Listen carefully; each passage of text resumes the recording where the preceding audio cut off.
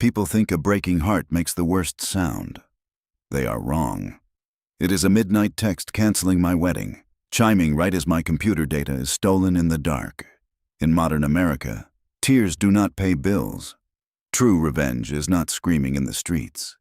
It is a blueprint I kept hidden for 5 years, waiting until my enemies reached their absolute peak, so I could smile and pull the foundation from under them. Welcome back, dear listeners, to James' Revenge Stories, and thank you for being here with us today. Recently, YouTube disabled monetization for our channel, leaving us without a budget to operate, so if you find today's story engaging, please consider supporting us with just $1 to help pay our hardworking staff and continue creating these stories for you. You can easily donate by scanning the PayPal QR code on the screen or clicking the PayPal link in the description or comments of this video. I was 34 years old, an ambitious architect living in Boston, and I was exactly 24 hours away from what I thought would be the perfect marriage to Julian Vance. Boston in the autumn has a way of wrapping you in a false sense of security. The golden leaves, the crisp air, the historic brownstones that I spent my life admiring and hoping to one day surpass with my own cutting-edge designs.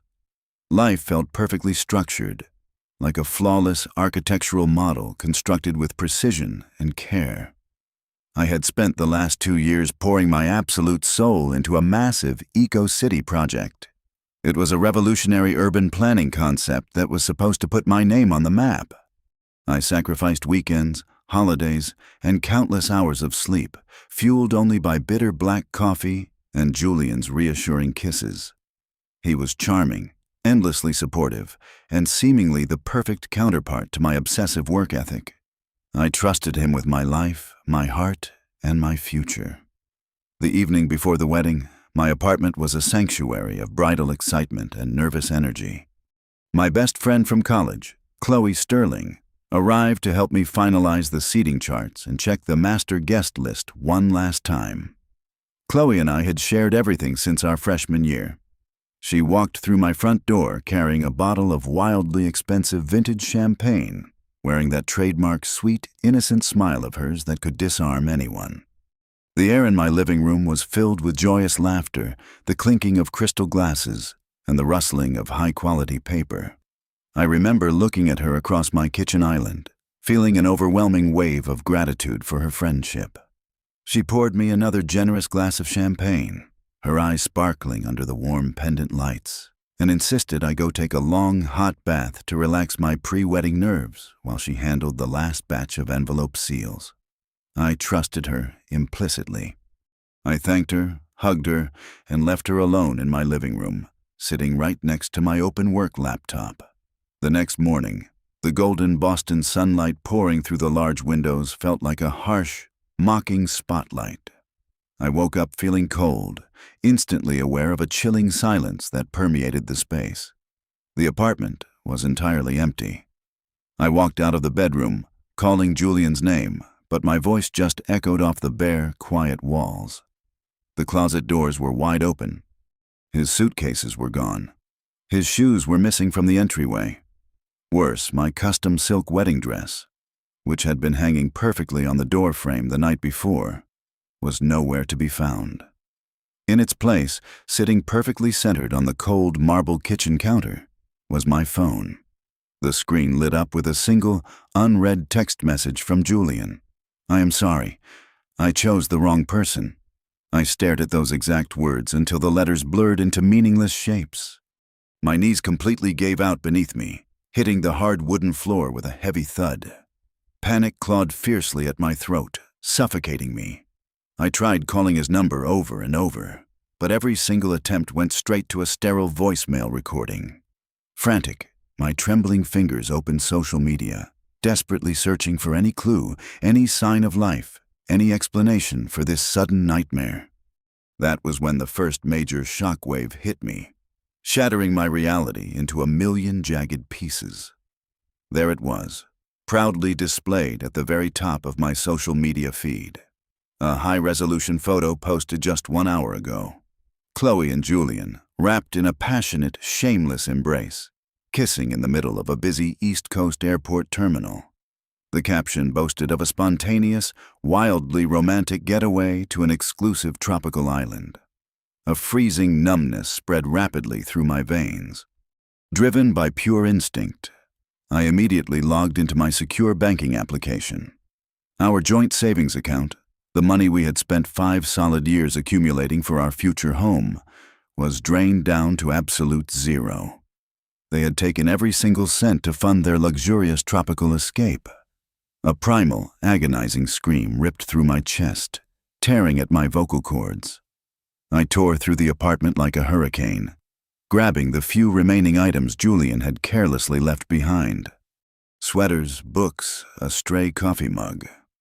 I threw them aggressively into black garbage bags, blinded by hot tears and an agonizing sense of betrayal. I wanted to violently erase every single trace of his existence from my personal space. In my manic state of clearing off the desk, my arm accidentally knocked against my work computer.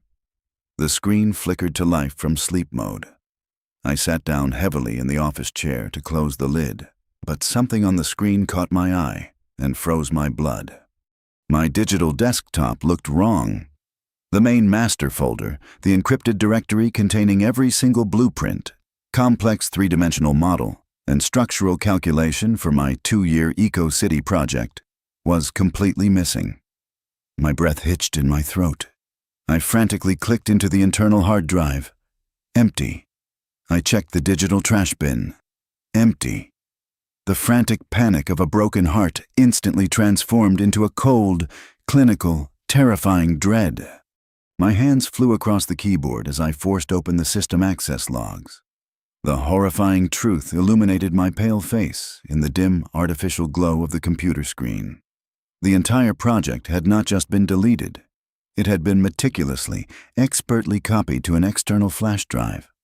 I stared hard at the digital timestamp. 11:45 at night. The exact minute I was soaking in the warm bathtub, relaxing my muscles, while Chloe was out in the living room playing the role of my sweet, helpful best friend. In a single defining instant, the tears stopped falling. The wet moisture on my cheeks dried into tight, stinging patches of salt. The romantic betrayal, the stolen life savings, the humiliating canceled wedding, all of it was suddenly overshadowed by a calculated, vicious, elite crime. This was not just a pathetic story of a runaway groom and a backstabbing friend. This was blatant, premeditated intellectual theft designed to completely annihilate my future. They did not just want to break my heart and steal my money.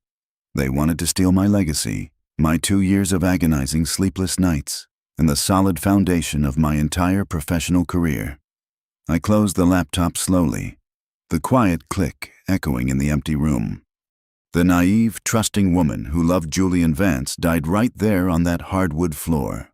In her place, a cold, calculating survivor was born. I realized then that I did not need a wedding dress. I needed a blueprint for destruction. I packed whatever was left of my shattered life into a single suitcase, left the apartment keys on the kitchen counter, and walked away from Massachusetts forever.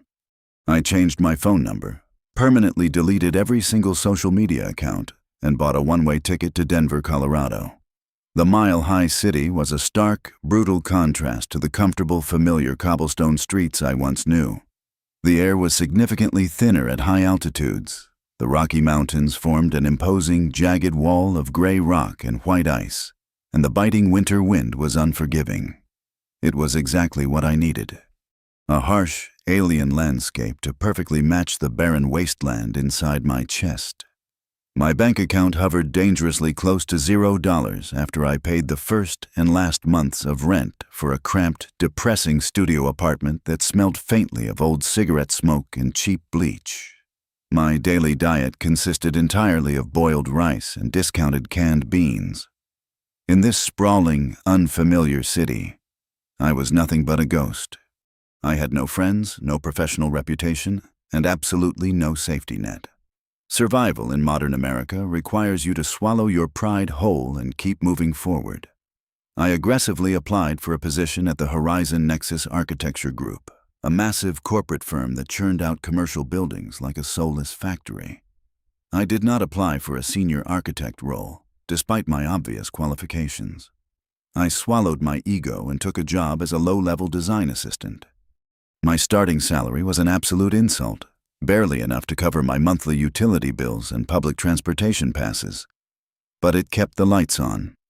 However, it was not just the grueling 80-hour work weeks and the endless, humiliating coffee runs for arrogant junior associates that made the job difficult. It was the whispers. The high-end architectural world is a remarkably small, highly interconnected circle. Somehow, the toxic poison had traveled over 2,000 miles across the country. I would frequently catch colleagues staring at me in the break room, quickly averting their eyes the second I walked in. I soon learned exactly what they were saying. Julian had launched a cowardly, preemptive strike to protect his stolen victory. He had casually mentioned to his highly influential network that I had suffered a severe psychological breakdown, that I was deeply unstable, and that I had destroyed my own wedding in a fit of hysterical madness. I was officially branded a massive liability. I kept my head down, my mouth completely shut, and let the vicious, false rumors echo around me. 3 months into my miserable tenure, I found myself sitting in the far back corner of the grand executive conference room. My only job was to silently take notes while our firm's chief engineers presented a massive, multi-million-dollar commercial complex to our most intimidating client, Marcus Thorne. Marcus was a notorious real estate investor, widely known for ruthlessly destroying underperforming firms and firing incompetent contractors on the spot. He sat at the head of the long mahogany table, radiating a cold, intensely calculating energy. He did not smile once. He analyzed the presentation with the sharp, predatory eyes of a hawk. As the lead engineer confidently displayed the structural load-bearing schematics for the central glass atrium, a glaring mathematical error jumped out at me from the screen. The primary support columns were misaligned by exactly 2.5 degrees. It looked like a minor oversight on a flat piece of paper, but it was a fatal structural flaw under the immense weight of a heavy winter snowstorm. The entire room was silent as the arrogant engineers eagerly awaited Marcus to give his final approval. I looked around the room.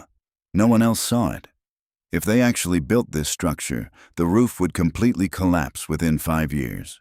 Without a second thought, I stood up. My chair scraped loudly against the polished floor. Every single head turned toward me, glaring with sheer, unadulterated annoyance.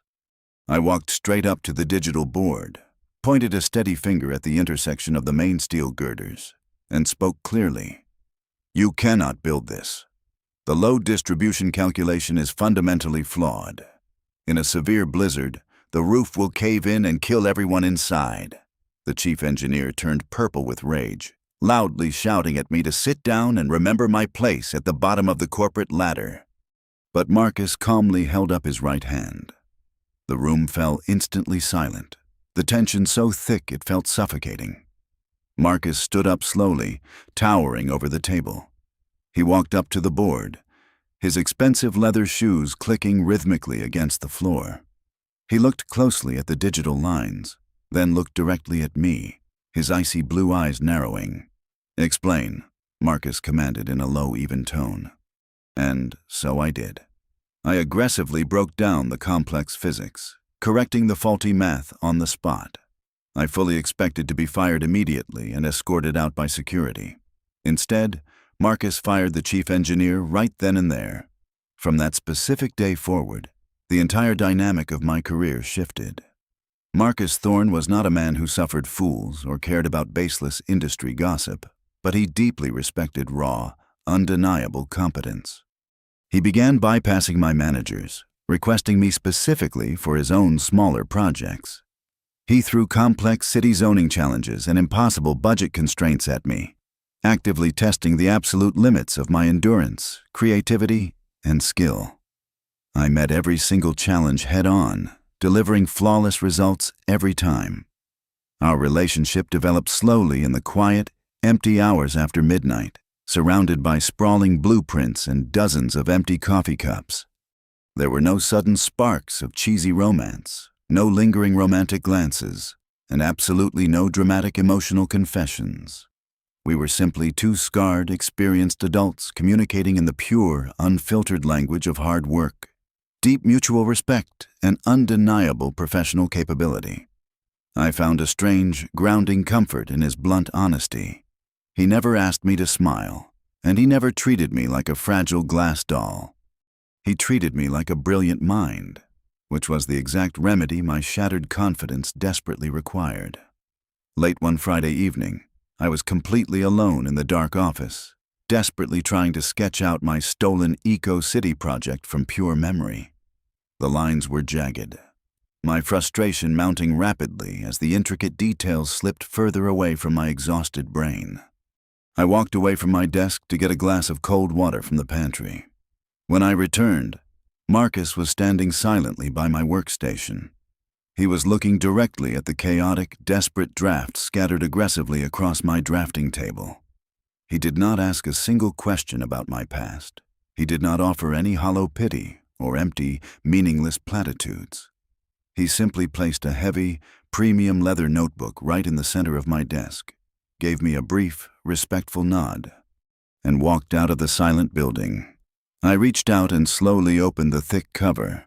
Written on the very first page, in sharp, precise black handwriting, was a single, powerful sentence. Great architects do not cry over ruins, they use the rubble to build castles. 5 years later, the dust had fully settled. I was no longer the naive girl sketching dreams on a stolen laptop. I was the principal design partner at Horizon Nexus. The corner office was mine, the multi-million-dollar budgets were mine, and the quiet, unshakable peace I had built alongside Marcus was entirely mine. Our partnership had evolved into a seamless, formidable bond, rooted in silent understanding and shared victories. I truly thought the ghosts of my past were permanently buried under the concrete and steel of my new life.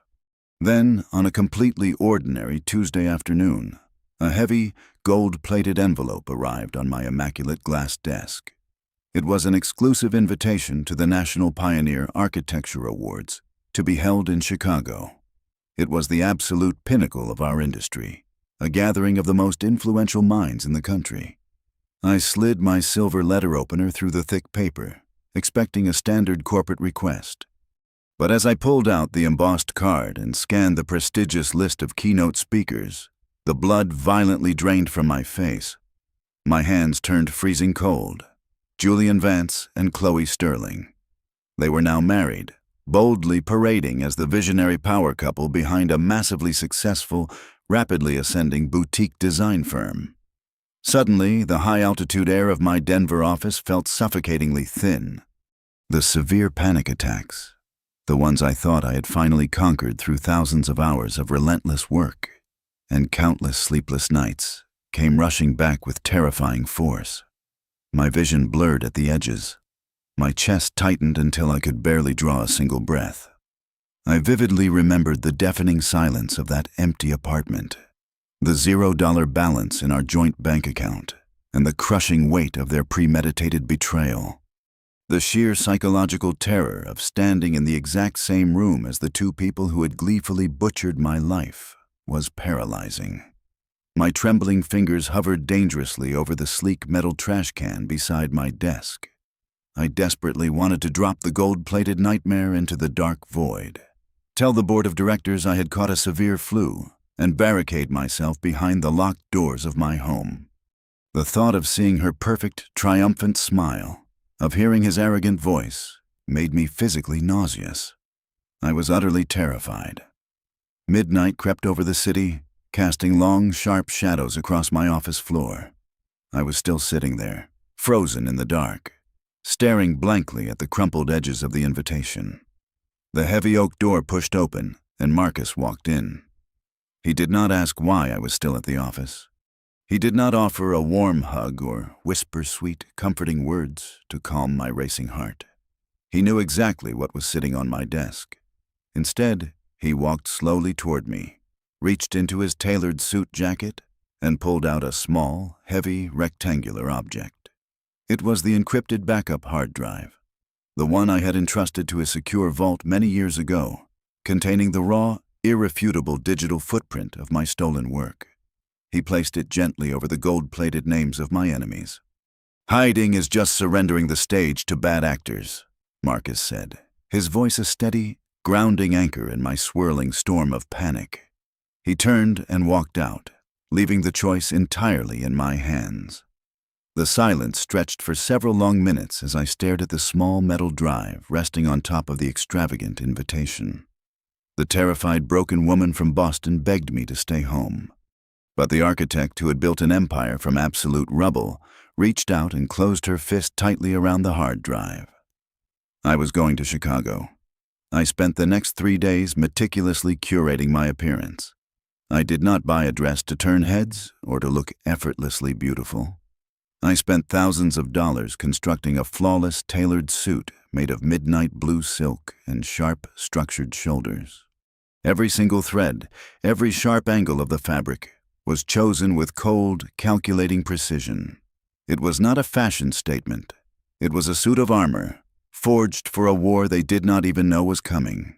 The grand ballroom of the Chicago Hotel was a suffocating cathedral of extreme wealth and shallow egos. Thousands of crystal pendants dangled heavily from the vaulted ceiling, casting a fractured, icy light over a sea of tailored tuxedos and designer gowns. Waiters in crisp white uniforms glided silently across the polished marble floor, carrying silver trays loaded with glasses of vintage champagne that cost hundreds of dollars a bottle. The air was thick with the heavy scent of rare perfumes and the toxic hum of elite networking. In this room, human worth was never measured by character, integrity, or true innovation, but strictly by the exact number of zeros sitting in offshore bank accounts and the total square footage of one's real estate portfolio. I could hear snippets of hollow conversations echoing around me like a broken record of greed. Men boasting loudly about securing $50 million contracts by crushing smaller firms. Women subtly comparing the carat weight of their diamond earrings while pretending to compliment each other. It was a flawless, glittering theater of the absurd, where every single person was desperately playing a role, terrified that someone else might peer behind the curtain and discover their underlying emptiness. I walked through the massive double doors with my posture perfectly straight, my arm resting comfortably through the crook of Marcus's elbow. My midnight blue silk suit felt like a second skin, completely impervious to the judging, calculating glares of the architectural elite. Almost instantly, across the crowded room, my eyes locked onto a familiar, haunting face. It was Chloe. She was standing near a towering center ice sculpture, draped heavily in aggressive layers of expensive diamond jewelry that caught the light with every slight, nervous movement she made. For a fraction of a second, when her eyes actually registered my presence, her perfectly rehearsed, benevolent socialite smile completely shattered. The muscles in her face froze stiff. She expected to see a broken, defeated woman hiding in the shadows, someone who had crawled back into the dark after losing everything. Instead, she was looking at a woman who owned the room without even trying, exuding a quiet, lethal confidence. But Chloe was always a magnificent, manipulative actress. She quickly recovered, pasting that sickeningly sweet, familiar grin back onto her perfectly contoured face, and immediately began making her way toward me, parting the crowd of wealthy investors like she was royalty, bestowing a rare favor. "Eliana, my goodness, look at you," Chloe exclaimed, projecting her voice just loud enough to ensure the surrounding group of wealthy patrons could hear her incredible magnanimity. She reached out and grabbed both of my hands, her heavy diamond rings digging sharply into my skin. She did not wait for a single word of response before she launched into a loud, desperate monologue, dragging me right into the center of her circle of wealthy sycophants. She began parading her supposed perfect life like a defensive shield. She bragged loudly about spending 3 full weeks cruising along the Amalfi Coast on a private luxury yacht, throwing her head back in fake, breathless laughter that did not reach her eyes. She practically shouted about the brand-new 12,000-square-foot mansion they had just purchased in the most exclusive, gated suburb of the city, making sure to specifically emphasize how incredibly happy, wealthy, and fulfilling her marriage to Julian was. It was a pathetic, transparent display of overcompensation. 5 years ago, I would have shrunk under the crushing weight of her cruel, targeted boasting. Tonight, I saw right through the blinding glare of the diamonds to the desperate, deeply insecure woman underneath. I gave her absolutely nothing. I did not frown. I did not pull my hands away. And I certainly did not show a single ounce of the bitter jealousy she was so desperately trying to extract from me. I simply offered a polite, unwavering, impenetrable smile, nodding gracefully as she dug her own psychological grave. My absolute silence profoundly unsettled her. Her forced laughter grew slightly frantic. Her words started stumbling awkwardly over each other, and the suffocating lack of reaction from my end made her look entirely ridiculous to the people standing around us. Eventually, Marcus leaned in, whispered that he was going to speak with a prominent city planner about a future zoning project, and stepped away, leaving me standing completely alone near the dimly lit mahogany bar. I ordered a simple glass of sparkling water and turned around, only to find the main architect of my past miseries invading my personal space. Julian stepped right up to the brass rail beside me, blocking my periphery. He poured himself a generous, heavy measure of dark amber whiskey from a crystal decanter, swirling the liquid slowly in his glass. He wore a custom velvet tuxedo that screamed newly acquired wealth, paired with a smug, patronizing expression that instantly made my stomach churn with disgust. He looked me up and down slowly, letting his dark eyes linger with a deeply offensive, condescending pity. He leaned in so close that I could smell the sharp, expensive alcohol on his breath, and he whispered directly into my ear, his voice dripping with pure venom. "You look decent, but you know leaving you was the absolutely best decision I ever made."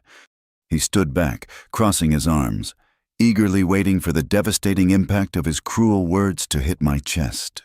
He wanted tears. He wanted my lower lip to tremble. He wanted the shattered, weeping girl he had so easily discarded in Massachusetts half a decade ago. But I did not flinch. The air around us felt completely still. I slowly raised my glass to my lips, took a very deliberate, calm sip of the ice-cold water, and slowly turned my head to look him directly in his arrogant eyes. My voice was light, almost a soft, airy breeze, utterly devoid of any anger, sorrow, or hesitation. "You should enjoy tonight, Julian. This will be your last great night." The heavy crystal chandeliers above us began to dim, one by one, until the massive ballroom was swallowed by a thick, expectant darkness. A hushed murmur rippled through the sea of thousands of attendees as everyone settled into their plush velvet seats. The silence that followed was not peaceful. It was the taut, vibrating silence of a drawn bowstring, the agonizing countdown of a time bomb seconds away from detonation. I sat perfectly still in the middle of the third row, the fabric of my silk suit blending into the shadows. Marcus sat to my right, a silent sentinel in the dark. A blinding white spotlight suddenly pierced the darkness, hitting the center of the main stage. The booming voice of the announcer echoed through the state-of-the-art surround sound system, introducing the final and most anticipated presentation of the evening.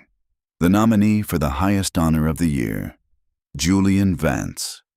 Julian stepped out from the wings, striding into the glaring light with the unearned confidence of a conquering king. He adjusted the lapels of his custom tuxedo, flashing a practiced, gleaming smile at the ocean of faces. The applause was deafening, a roaring wave of validation from the most powerful figures in the industry. He walked up to the sleek acrylic podium, gripped the edges with both hands, and leaned into the microphone. "Ladies and gentlemen, visionaries, builders of tomorrow," Julian began, his voice dropping an octave to sound profound and authoritative. "Tonight, I am not just going to show you a building. I am going to show you a breathing, living ecosystem, a revolution in urban design." He launched into a heavily rehearsed, impassioned monologue about creative struggle, about finding inspiration in the chaos of the modern world, and about pushing the absolute boundaries of structural engineering. He spoke eloquently about the agonizing late nights, the relentless pursuit of perfection, and the heavy burden of true genius. Every single word out of his mouth was a stolen narrative. Down in the very first row, directly illuminated by the spill of the stage lights, Chloe sat up perfectly straight. Slowly, deliberately, she turned her head around to look back into the dark audience. Her eyes searched the rows until they found mine. Her lips curled into a vicious, triumphant smirk. She wanted to make absolutely sure I was watching them ascend to the throne they had built on my broken back. "And now," Julian declared, his voice rising to a dramatic crescendo, "I present to you the future, the Apex Eco Hub." He pressed a button on his remote. The colossal LED screen behind him ignited. A massive, hyper-realistic three-dimensional rendering filled the entire wall. As the digital camera panned across the virtual structure, the breath completely left my lungs, trapped tightly in my throat. My heart hammered violently against my ribs. It was not just a similar concept. It was my exact project. It was the absolute identical eco-city blueprint I had bled over 5 years ago in Boston. He had merely changed the exterior glass tint from azure to amber and added a few superficial rooftop gardens. But the skeleton, the complex load-bearing lattice, the revolutionary wind-channeling corridors, they were all entirely mine. He had built his entire towering career on the foundation of my stolen intellect. Beside me, in the concealing darkness beneath the draped tablecloth, Marcus did not even look at the stage. His eyes were fixed downward on a sleek black tablet resting quietly on his lap. When the event organizers had desperately needed a last-minute corporate sponsor for their sophisticated network and projection infrastructure, Horizon Nexus had generously stepped in to cover the entire cost. What no one in this room knew was that Marcus had insisted his own private security team handle the back-end integration. He had absolute, unrestricted master access to the central control system. I watched Marcus's long, steady fingers glide across the glowing glass screen. He typed a single, complex line of command code. He did not hesitate. He did not look at me for final confirmation. We had already made our decision in the quiet hours of the Denver night. With a final, decisive tap on the execution key, Marcus initiated the sequence. Up on the stage, Julian threw both of his arms wide open, tilting his head back to eagerly receive the thunderous standing ovation he believed was his ultimate destiny. But the applause never came. Instead, a heavy, suffocating dead silence crashed down upon the ballroom. It was a silence so absolute, so profound, it felt like the oxygen had been instantly sucked out of the room. Not a single person clapped. Not a single person cheered. Thousands of elite architects, powerful investors, and ruthless critics sat completely frozen in their seats, their faces illuminated by a sudden, harsh change in the light coming from the stage. Sensing the unnatural void, Julian's confident smile faltered. His arms slowly dropped to his sides. Confusion flashed across his face. He turned around to look at his masterpiece. The beautiful, sweeping, three-dimensional rendering of the eco-city had completely vanished. In its place, the massive screen displayed the raw, undeniable truth. It was projecting the core directory of the original architectural software. Spanning 40 feet across the digital wall were the foundational source files. Highlighted in glaring red text, large enough for the people in the very back row to read clearly, was the registered creator's metadata. Author, Eliana Boyd. But the system did not stop there. Marcus's program began automatically opening the encrypted file properties, flashing the irrefutable digital timestamps. The screen explicitly showed the creation date from exactly 7 years ago. It displayed hundreds of progressive save states, documenting my 2 years of relentless work. And then, the final, devastating blow was delivered. A stark, black system log expanded across the center of the display. It was the exact security access history from my stolen computer. It showed the precise transfer of these exact files to an external flash drive. The timestamp read 11:45 at night. The location was clearly tagged as my old apartment in Boston. The date matched the exact night before my canceled wedding. There was no room for interpretation. There was no plausible deniability. The screen was a gigantic, luminous confession. broadcasting a premeditated corporate crime to the most powerful people in the country. The bomb had detonated, and the shockwave was silently, utterly destroying everything Julian Vance had ever claimed to be. The suffocating silence in the ballroom lasted exactly 10 seconds before it violently shattered. It started as a low, dangerous rumble of outraged whispers and instantly escalated into absolute chaos. All around me, major investors, ruthless critics, and powerful firm owners began aggressively pulling out their mobile phones.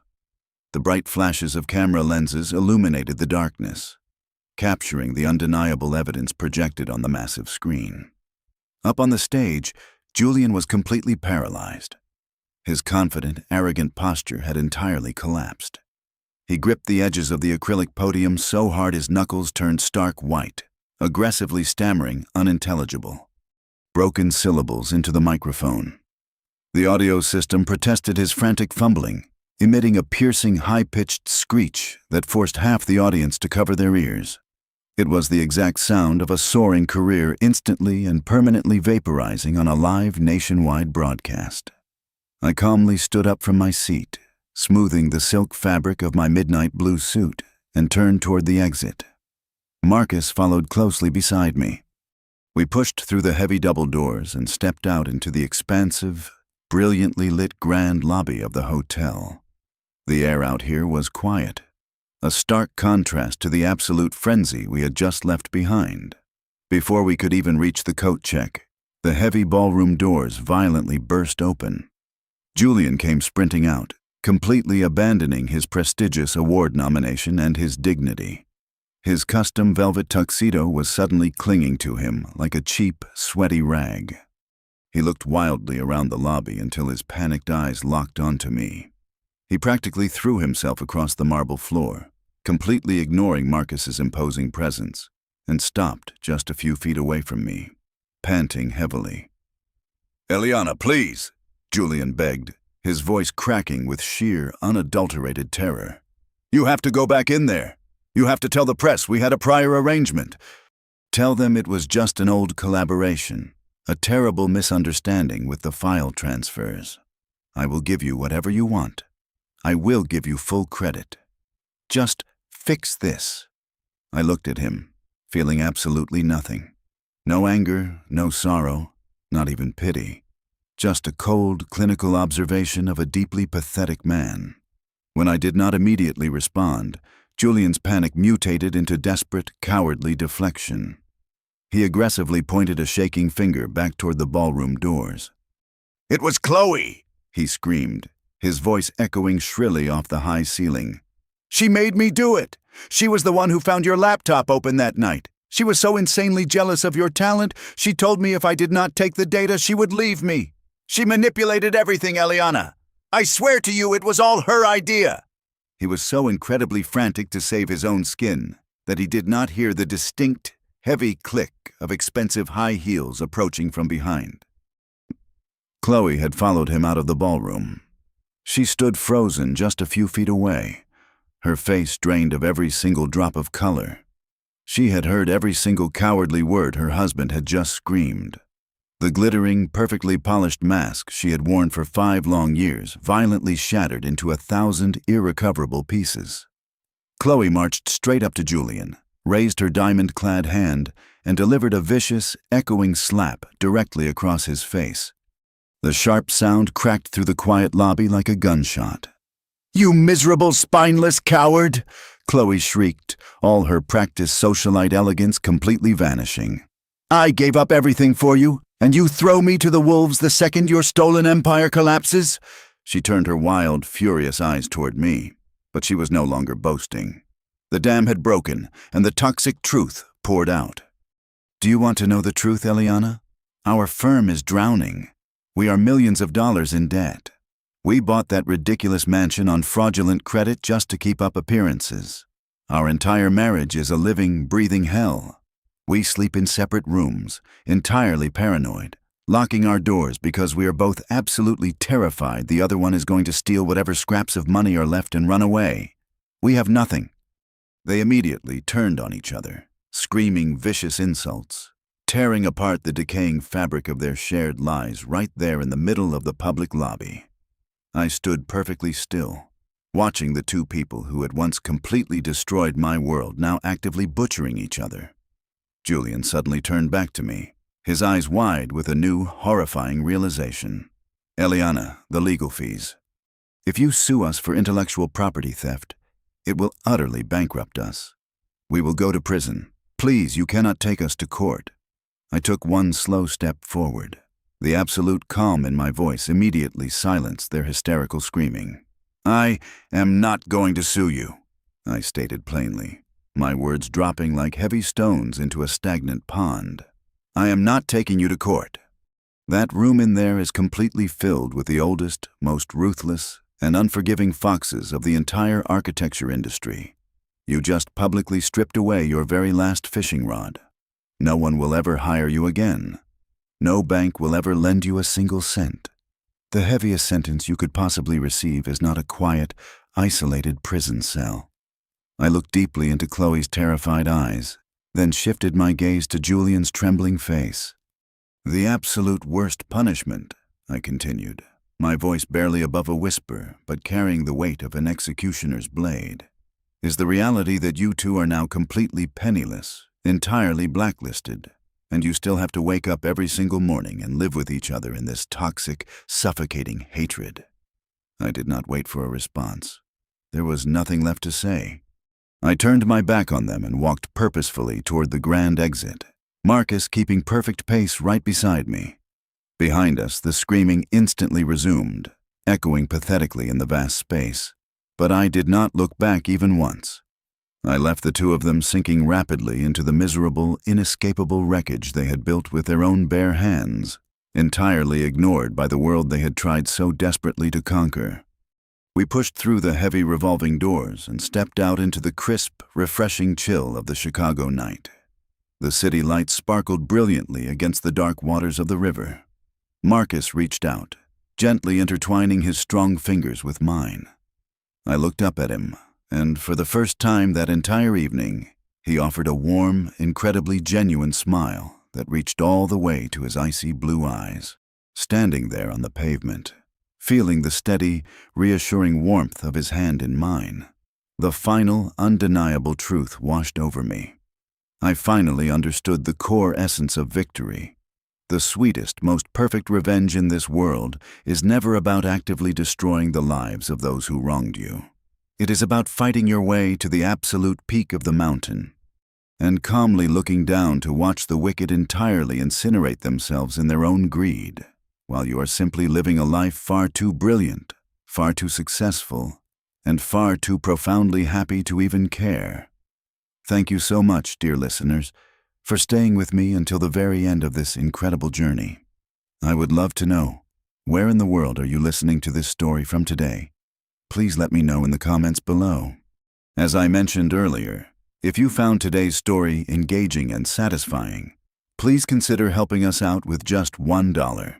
You can easily do this by scanning the PayPal QR code currently on your screen, or by using the PayPal link provided in the description or the pinned comment. Your generous support allows us to pay our dedicated staff so they can feed their families, keep the lights on, and continue producing these amazing stories for you. Thank you again, and I will see you in the next one.